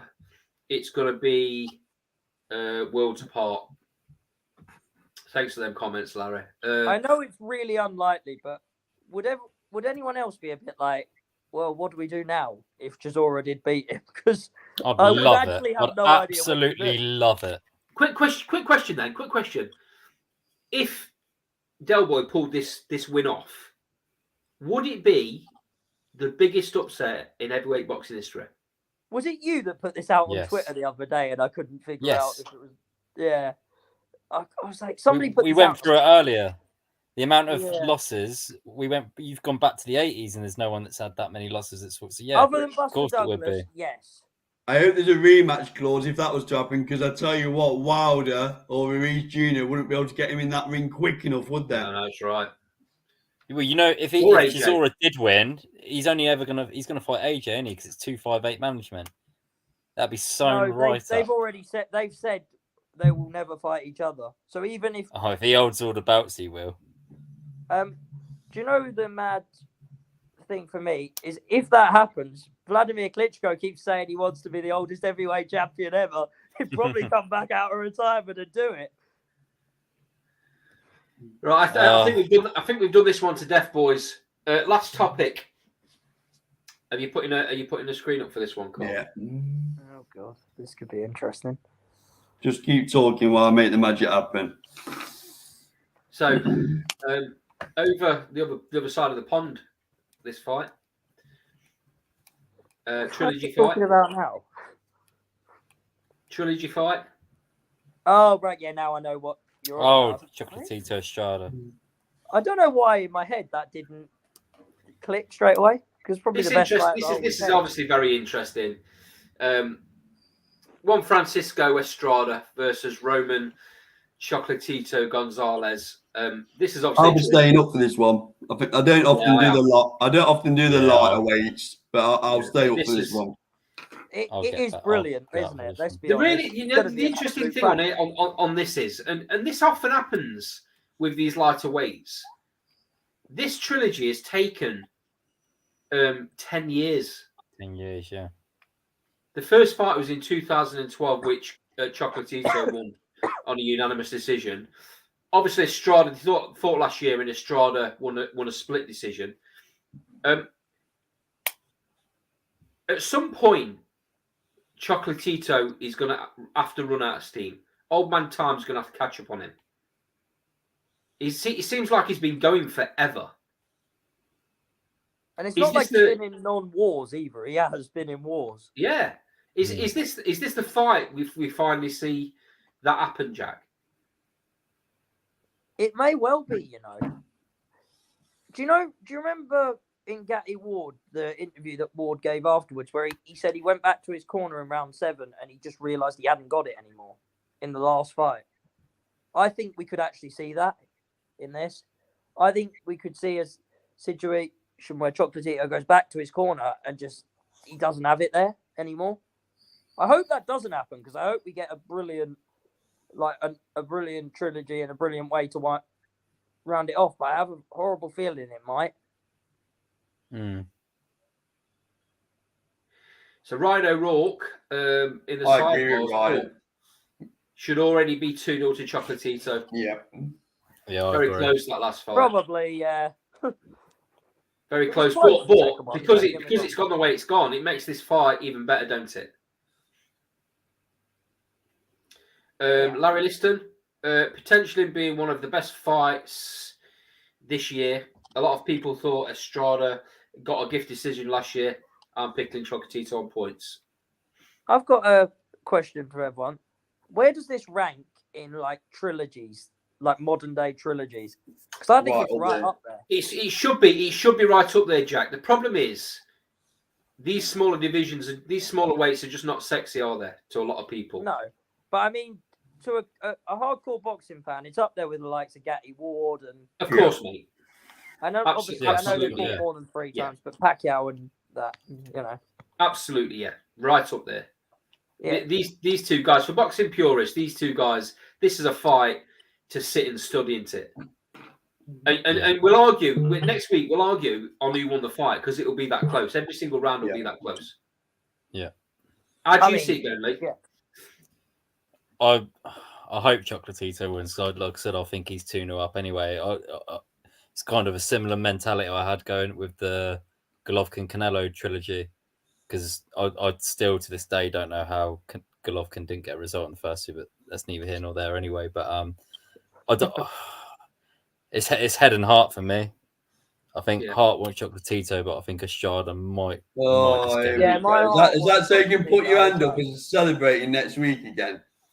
I'm win either way then, don't I? Yeah, well, yeah, it's what you tend to do, to be honest. if it's a motivated Chocolatito, Yeah, I like that. Yeah, at least you got it right this time, Lee. So I think an inspired Chocolatito will win this weekend. I think he'll win on points. Definitely going to points, isn't it? That's not. It's going to be a 12-round war. So I'm going. It'll probably be a split again, won't it? It's going to be close, isn't it? Yeah, it's going to. Unfortunately, and it's in the hands of three people sat at ringside, and it's always with these sort of things. It's always what do you like, isn't it? Is Carl one of those three people? Because I'm a little bit worried. Is Cole one of those three people? Yeah, because I'm a little bit worried if he's got his hands in this, we might. Not as far as I'm aware. I think he might struggle. I think he might struggle to get from London to wherever this fight's being held. If he did, he'd give the decision to Lee Wood anyway. Did I mention, Jack, just as you're ringside, I am on Saturday. Just to remind you. Yeah. Point taken. Just before we disappear, just before we close the show, guys, anybody in the sidebar, if you have anything you want us to talk about, anything you want us to bring up, now's your chance. Shout up, and we'll discuss whatever you want to talk about. And just while they're typing away, Lee Wood's due to announce his next fight next week, Lee. So it's looking like you'll Nottingham. be tweeting that out then. It's looking like there's a show dedicated to it. So say again, Cole. Say again. It's looking like Nottingham Arena. So I'm assuming with that being the case, that this will be a tune-up from his injury, and it's not going to be the big fight. No. How hilarious would it be if it was Santa Cruz at Nottingham Arena of all places? Well, Jack, that's a distinct possibility because if they haven't made a decision in a couple of days' time, it's going to purse bids. Here's your first question. So Larry says, will the IBF strip Usyk before Undisputed gets made? I'm seriously worried about that. I think Ergovic will step aside for the dollar. I don't think the IBF are going to allow it to step aside this time, Carl. I think they're sick and tired of the old situation with the heavyweight division. But, I think Jack pointed out. I'm going to put a downer on it, but knowing what they did to another champion trying to unify in a situation recently, which isn't, I believe, public knowledge, that I can't see them allowing this, and it's annoying. Well, I mean, let's look at it. Let's look at it from another point of view. They didn't give Tyson Fury 5 minutes. No. Had he even got out the ring before they stripped him against Klitschko? I think he only got days. He got to walk up the entranceway with the belt, and then they stripped him. It's disgraceful. the way they treated him. I agree with you. It's just there's no consistency. That's the problem, isn't there? Isn't it? There's no consistency. He's threatened to do it without the IBF anyway, hasn't he, Fury? Well, my prediction is that the IBF don't want that. They don't want that publicity of stopping at undisputed. So I think it can be sorted out, personally. There's a reason, though, Cole, that there's not been an undisputed champion for 30-odd years. Yeah, but I just think if IBF are the only governing body to stand in the way of it, it's a brave governing body that stop an undisputed fight happening in the 4-belt era. The WBA are also knocking on the door and asking, it should be us next. Yeah, the WBA are likely to file lawsuits in the States to block the IBF having a fight. So that might keep it from happening. Normally, though, as we know in the boxing game, where there's money, there's a solution. Yeah. But So, I can't see the WBA and the IBF coming into agreement because from what I understand, and I might be completely wrong, if boxing historians in the comments, it might be helpful here.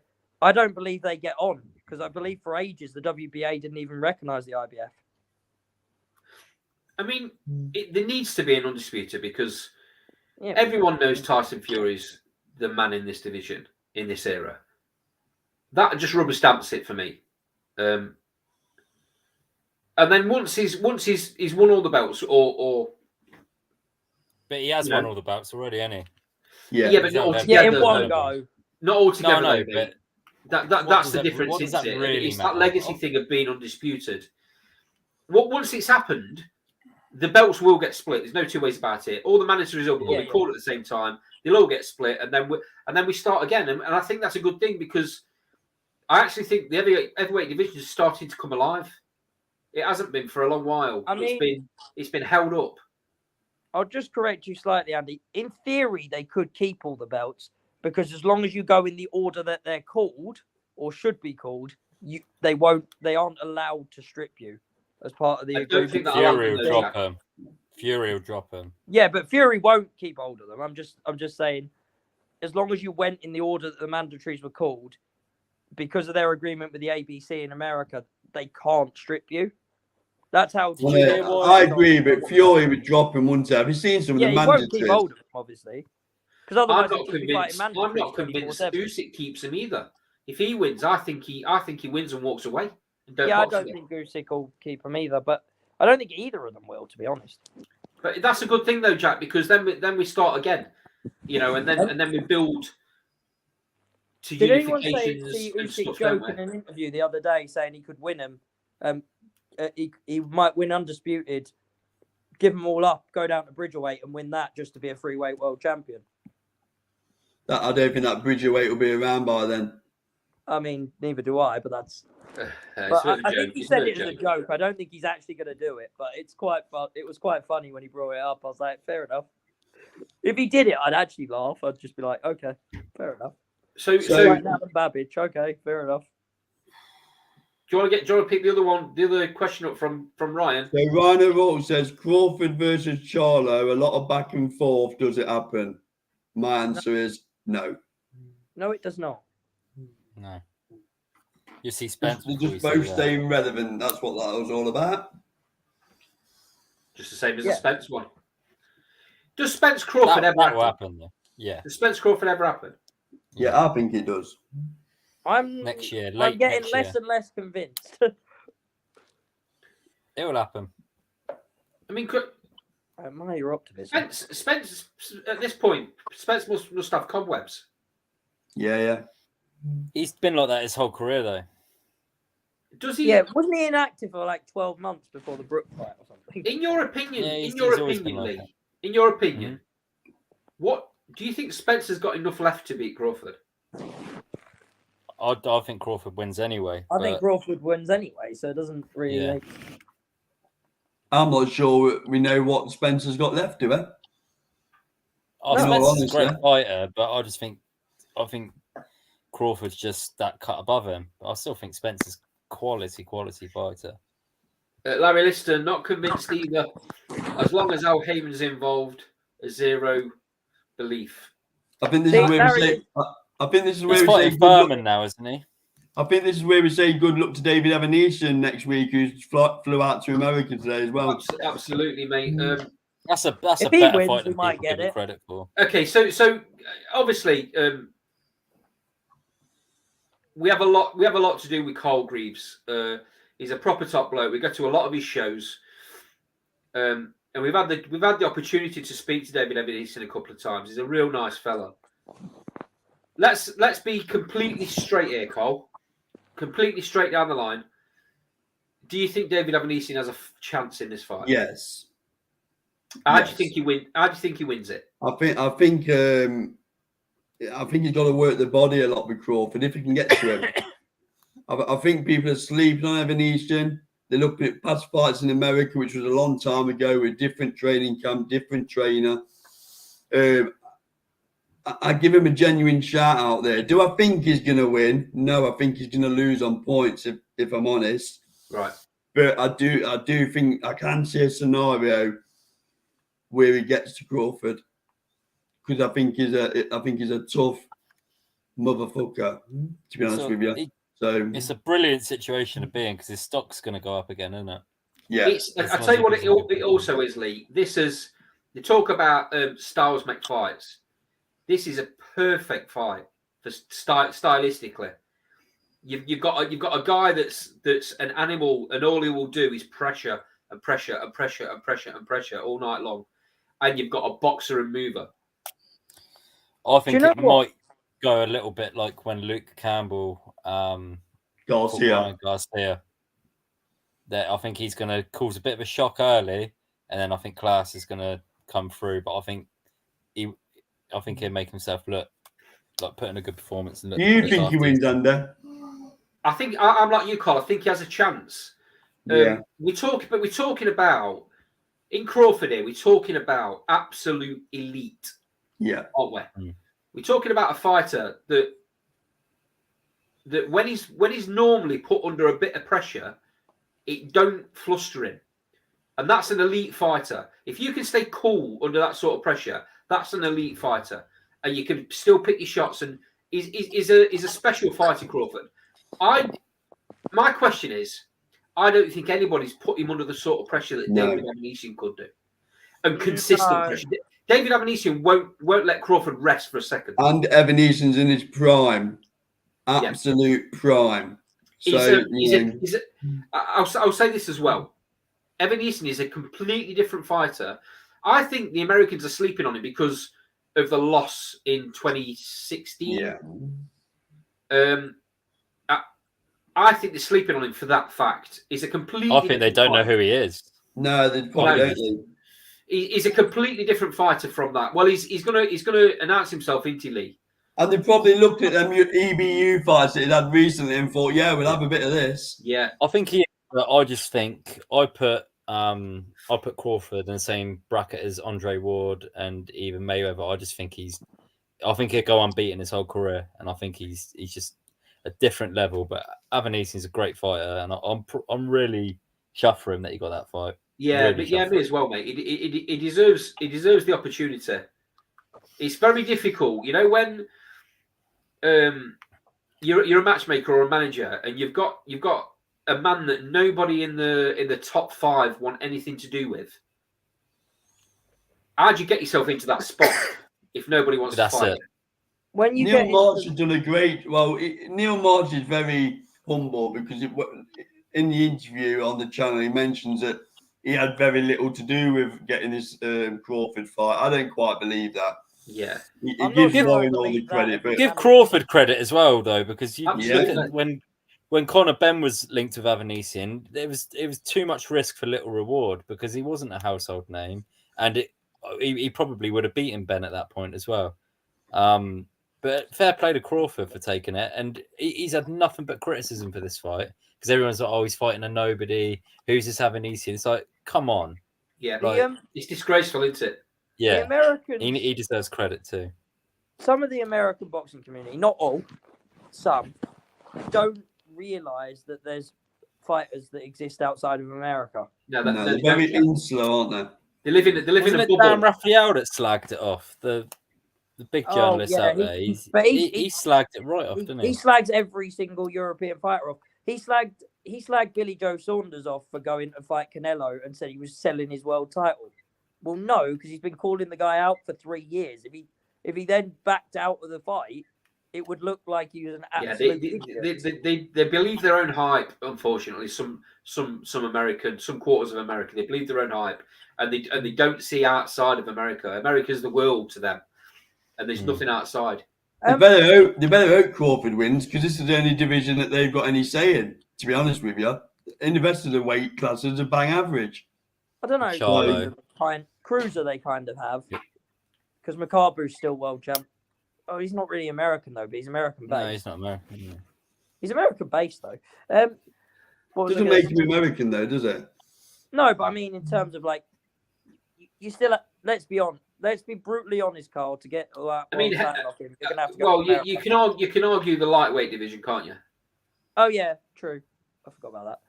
The lightweight division and the welterweight are the only two divisions where America hold the majority of the cards.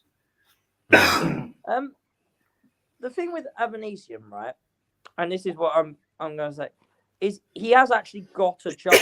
I'm not saying he's the favourite in the fight, because he really isn't. Like, obviously Crawford's, as we said, just that elite level. And at the time he fought Ricky Burns, everyone was saying how Ricky Burns was Britain's pound for one on the pound for pound list, this, that, and the other, and he made Burns look like a British level fighter, and Ricky Burns was not that. He was a world level fighter, and Crawford made him look ordinary. Yeah. So, but I do think Avanesian, if he has, if someone has put the sort of pressure on that Avanesian will, it was a long time ago, because I don't remember it. It hasn't happened for a long, long time, has it, Joe? No, because people can't get to him. Yeah, no, you're right there, Lee. Yeah. The thing is, when people put pressure on fighters that move, they don't do it consistently. They do it in bursts, and it allows these fighters that move the chance to breathe. Avanesian is not going to allow him a chance to breathe. He will take a lot of shots. Avanesian is going to take a lot of shots getting into range. But the game plan for the first part of the fight. I don't think it goes a distance. Gone out there with him to America. Say that again. Yeah. I assume Carl Greaves has gone out with. Of course he has. Yeah, of course he has. Yeah. I haven't rung him, so I don't know. I don't really know. But yeah. So, and he won't be overawed by being in that fight. He's used to being around big shows. So as a trainer, you've got a trainer on side who's used to being around big fights and big shows. You've got a fighter this is his golden ticket. If he can do it, if he's going to arrive at this level, this is probably his best shot to do it. I also think this will propel Carl Greaves' training career even higher than it is at the minute as well. I think Carl Greaves will come back with a lot of kudos. Absolutely. Probably, regardless. I mean, do you know what? I like seeing this sort of a fight. I think props to both of them for taking it. Just pick some comments up in the sidebar. Ryan O'Rourke, Crawford by KO. Larry Liston, Crawford late technical knockout or knockout. I hope Avanesian wins.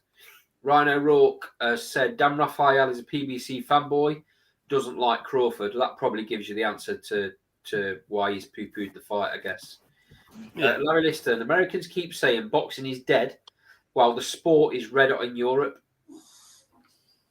Yes. Good comment. Neil Simpson. A certain demographic of Americans seem to be the loudest on YouTube community. What, the LDBC guys? Are we saying that now? Come on, we know they don't give their fighters credit, give other fighters credit. It's just one of them, innit? American sports news, you'll never see them reporting European fights. You'll never see them reporting about European fights. And boxing fans in America are not like boxing fans in the UK. You don't get the hardcore level of boxing of fan in America. Even the hardcore fans there, though, right? I'll say this as an example. So where I've spoken to some of their proper boxing hardcore fans, they've genuinely said to me that I haven't proved myself as a matchmaker unless I make a fight in the States. I'm not sure that. But that's I'd kind love of to what we're make one in talking the about, States, Jack, isn't it? That's kind of what we're talking about, Yeah. where it's America or nothing. Don't get me wrong. I'd love to do one at Vegas or at MSG or in LA or whatever. Of course you would. I don't think I haven't proved myself till I've done that. Like, but that's I mean that's what you strive to, Jack. I'm sure you'll get there, mate. I'm sure you'll get there. But the thing is, what more evidence do American fight fans and American journalists, sports journalists, what more evidence do they need that the sport is now much higher in Europe and in the UK than it is in America? I mean, it's like, what is it, 4th or 5th watched sport in America now? 5th, isn't it? I mean, you've obviously got the big three: American football, basketball, baseball, and then you've got college football that gets more and ice hockey at times. UFC, it's probably about 7th or 8th. Yeah, I mean, depending on the size of the fight as well, the Daytona 500 in NASCAR probably draws more. So Rhino Rourke's putting a bit of a twist on it. To be honest, our sports news don't really mention fights on the States unless it's the likes of Canelo. You're right, Ryan, but that's the difference is because the difference is we've got the difference is we've got genuine hardcore boxing fans that don't need the news to tell us about fights in the States because we watch them.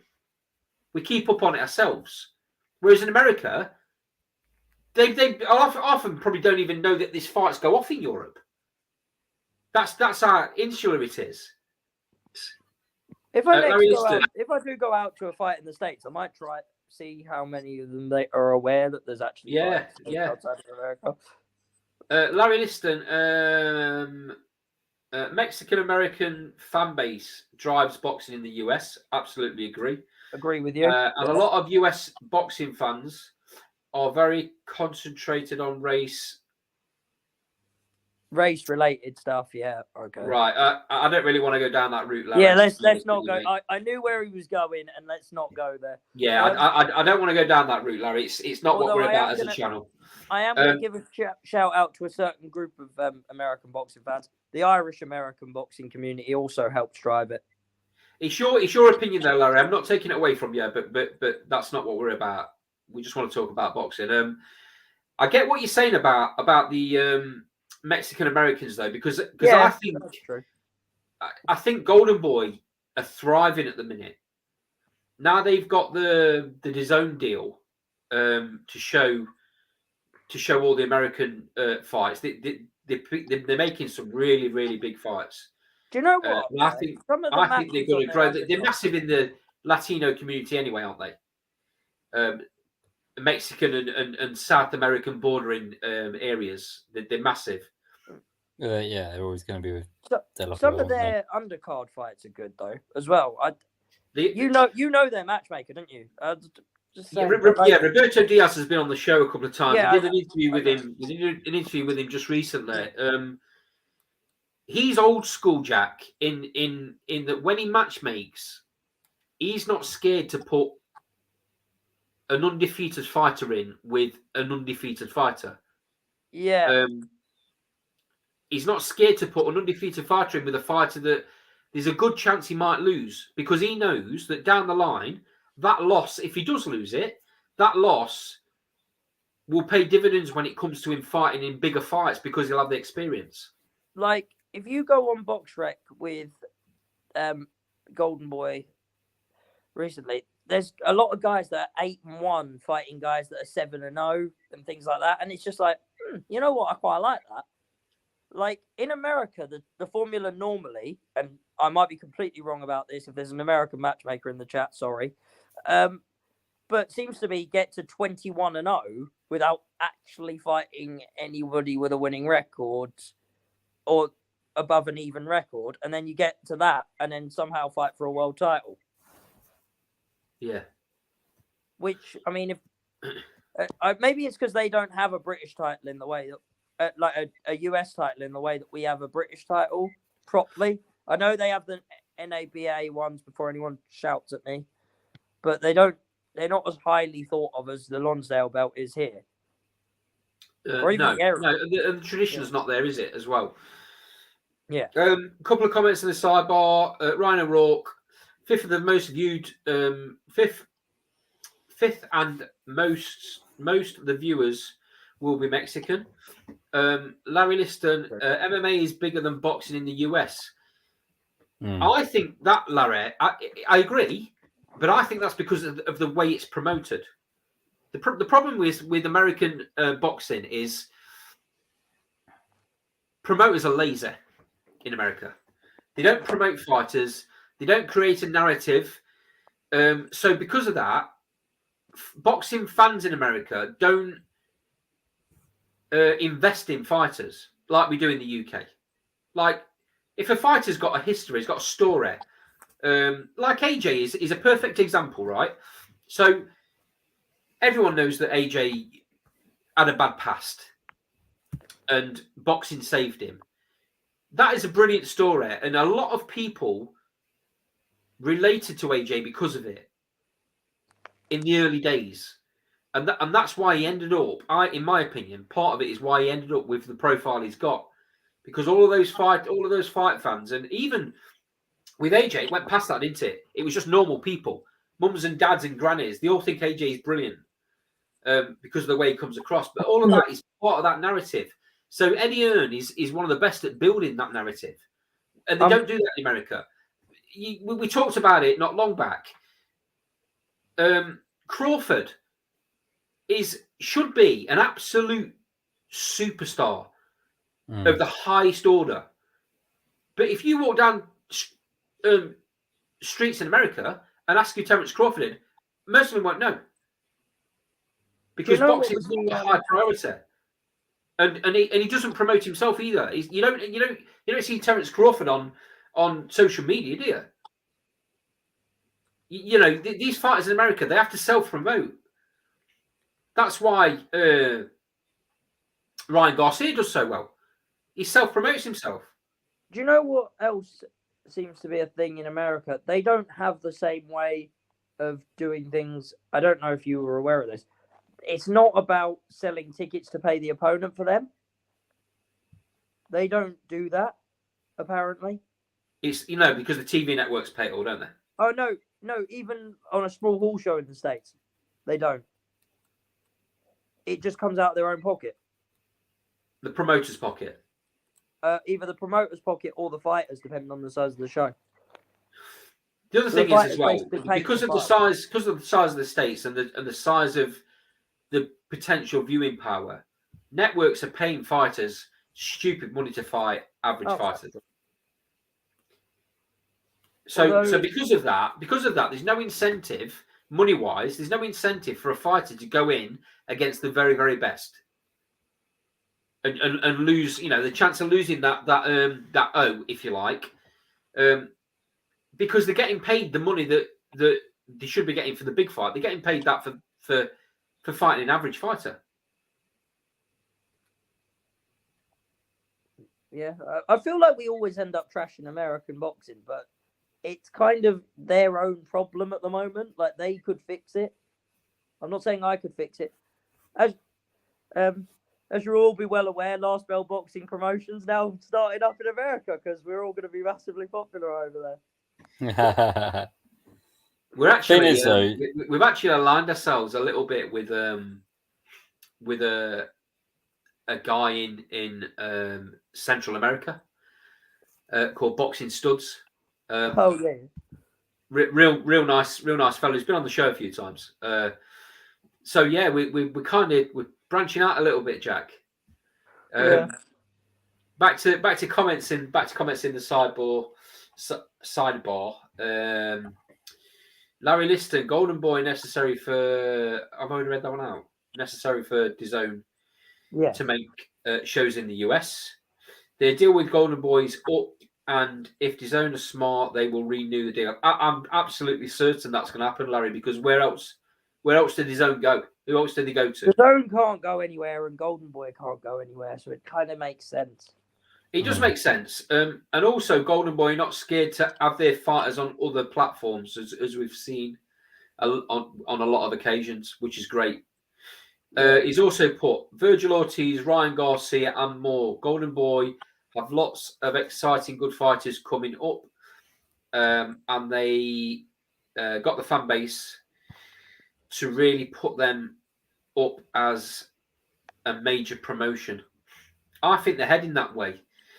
I think the VBC might end up crumbling a bit, honestly. If you believe they don't help themselves, do they? And if you look at Top Rank as well, Top Rank have a very old school way of promoting, and in the modern era, doesn't necessarily work very well. Yeah, Top Rank have one selling point that other people don't, and that's that they're Bob Arum. Yeah, but that's not going to last forever, Jack. No, that's what I'm saying. For now, that works for them. Whereas the PBC don't even have in the most respectful possible way. I meant that, by the way. You've just been crossed off the funeral list. Anyway. Just stated the obvious. Yeah. But where did he go what, from? You mean you're telling me that Bob Arum's not going to live forever and outlive us all? I mean the thing is though, Jack, Bob does everything. He runs everything. He actually does. You know, where did he go from? Where did he go from there as a company? I don't know. Give me it. I'll give it a go. Yeah, why not? Have a go, mate. That wasn't. Then we can all go out to America. From Top Rank, by the way. I don't actually want the company.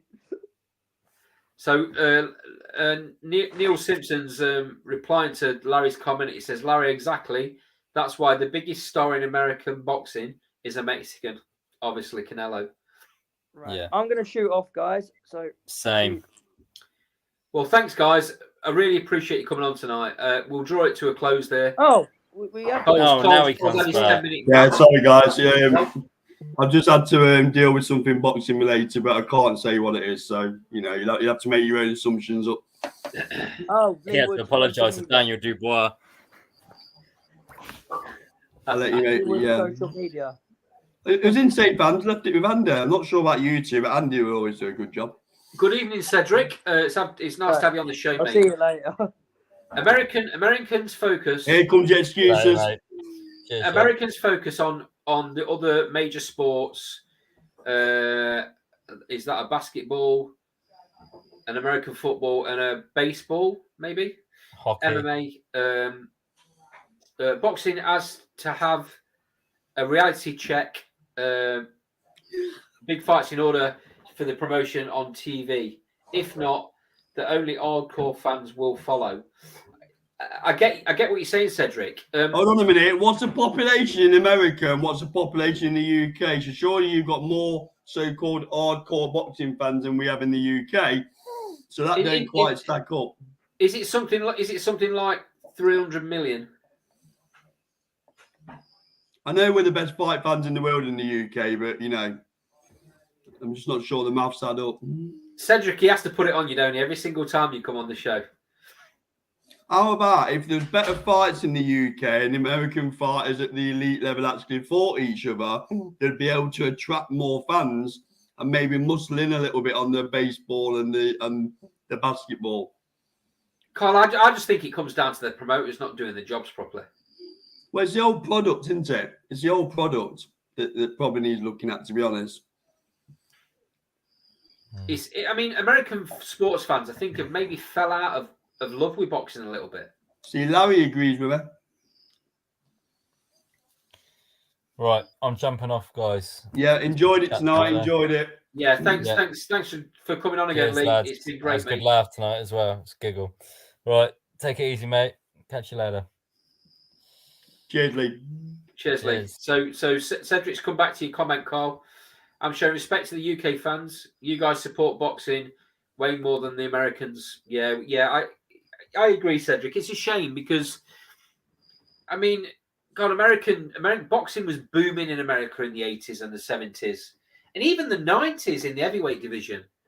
It's just a shame that it's gone to the levels it's gone to, and the way it's gone. And probably it's a real struggle to get it back to what it was.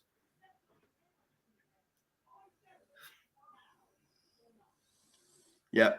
Ryan O'Rourke, they fell. I think it means out of love with it. As all their... What's that?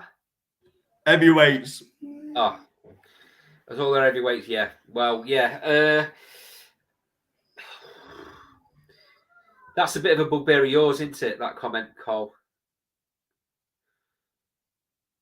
I think Anderson's going to be a good fighter, though. Ryan, he's very young.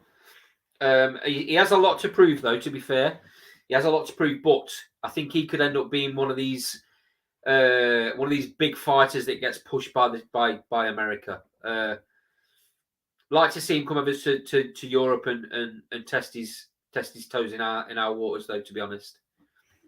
Right, and this brings to a close then. Brilliant show. Let's not carry on. Yeah, we've gone on a lot longer than we normally would, Carl.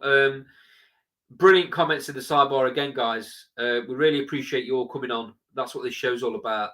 We're going to have a usual spot like we always do, Thursday at 7:00, and we'll be talking all things boxing like normal. Thanks for your support. Thanks for joining us, and we'll see you next week.